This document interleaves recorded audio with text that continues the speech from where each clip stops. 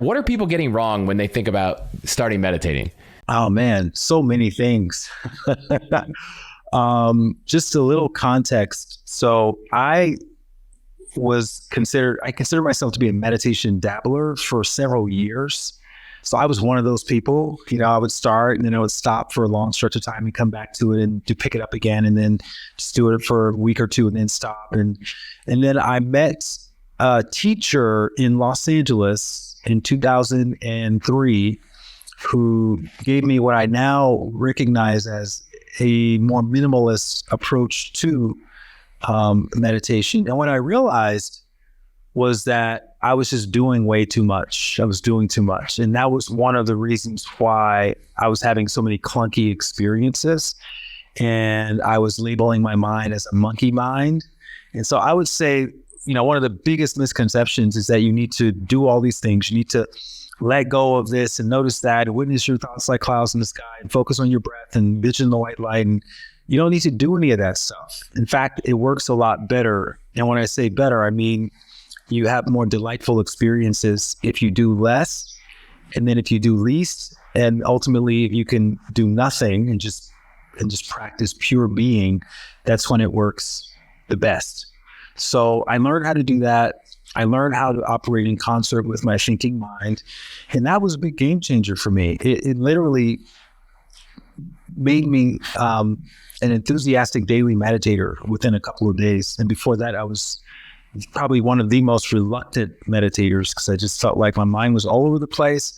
I was sitting there with my eyes closed, waiting for the time to pass. My body was writhing in pain. It just felt like torture. And then it would feel like dessert. And it was amazing. And I recognized that I wanted to be on this mission to help introduce as many people as possible to this feeling. It's kind of like, I did psilocybin for the first time several months ago, and I've never been a big plant medicine person, but I happened to be in a retreat in the middle of nowhere in Northern California, and everybody was about to do this ceremony, and I was like, okay, fine, I'll do it because I have nothing else to do, and at very least I can write about it. But it was a very enjoyable experience. It wasn't something I necessarily want to do again and again because it is so involved. But I equate just daily meditation to being as good as that. And you don't have to take any mushrooms. You don't have to be, somewhere laid out with the eye mask on in the middle of nowhere. It's like you bring that serenity from that experience wherever you are. So you can have that experience in the back of an Uber. You could have it on an airplane. You could have it in your aunt's living room. You could have it in your office chair, wherever you happen to be sitting, and you have the ability to close your eyes for 10 or 15 minutes. You can drop right into that experience. And that's the power of that shift I experienced in meditation. And I'm excited to introduce as many people as possible to that.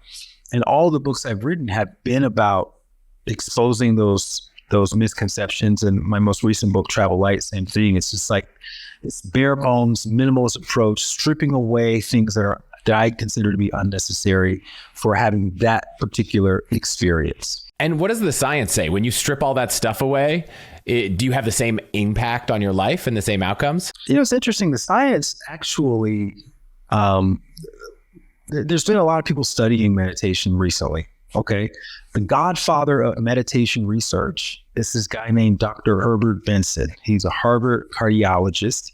He studied the stress response for many, many years. He was one of Walter Cannon's proteges. Walter Cannon was the professor who coined the term fight-flight reaction at Harvard.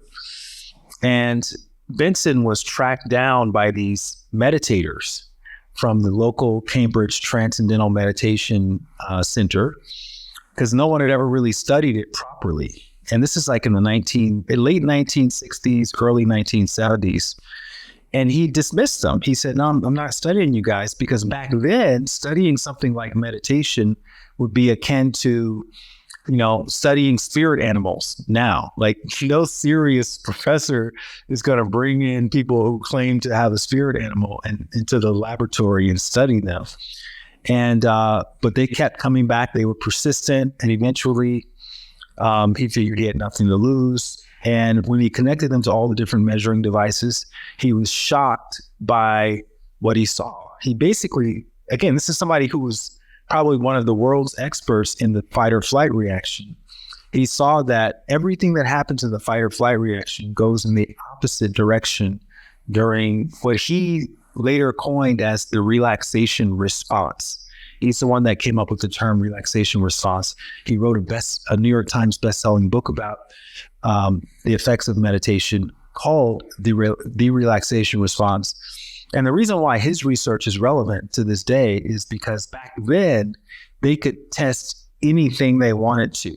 Nowadays, you can only test one or two things, and there's got to be time apart, and you can't, stick rectal thermometers up into people and do all these kind of invasive measurements. Well, he was able to do everything. He was completely unrestricted. It was free range back then. And so he's got the most thorough results of anyone who's ever tested meditation. And so the relaxation response, according to his research, gets triggered by three essential things. Number one, you have to be sitting comfortably, right? So we think about meditation and we think about it as someone sitting with their back straight, shoulders back, chin up. Ideally with your legs crossed, maybe even with your fingers together. That's the sort of classical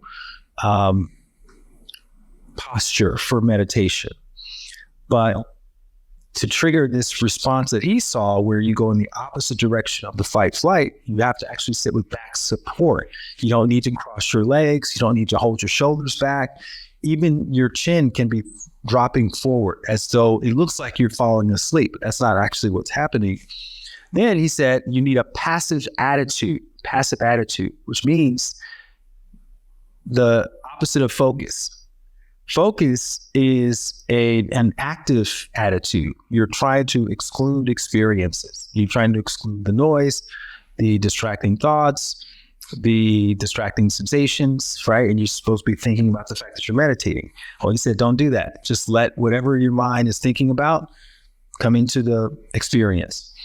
And then third, you want some sort of anchor point to come back to, whether it's your breath, whether it's a mantra, whether it's a word, a sound, something that's actually soothing to you, something that is sort of like your happy word or anchor. And if you have a combination of those three things, you can have the most profound experiences in the meditation. And then if you continue exposing yourself to this state, this relaxation response over and over and over, eventually you can stabilize it. Your body can stabilize it. So this is another thing, another misconception that people have about meditation is that I can just meditate every now and again and I'll still get the benefits from it. But it doesn't work like that. It's kind of like working out, right? Let's say you just worked out on Tuesdays and Saturdays. Are you going to get as strong working out twice a week as you would get working out 5 times a week? Right? It's still beneficial to work out twice a week versus not at all. But if you want to stabilize the strength, if you want to cultivate it so that it's there all the time, you need to do it more often. And the same applies to meditation. It needs to be a daily practice. And that's because the main thing that's keeping you from feeling fulfilled, happy, content, peaceful, that thing isn't taking any days off. And that is the stress. The stress is coming in every day. The stress is like, P90X or something. It's like working on you every day. So in order to counterbalance that, you need to do the thing that is like kryptonite to stress, which is the meditation, because the meditation supplies the body with biochemicals that can dissolve the stress. You need to do that every day.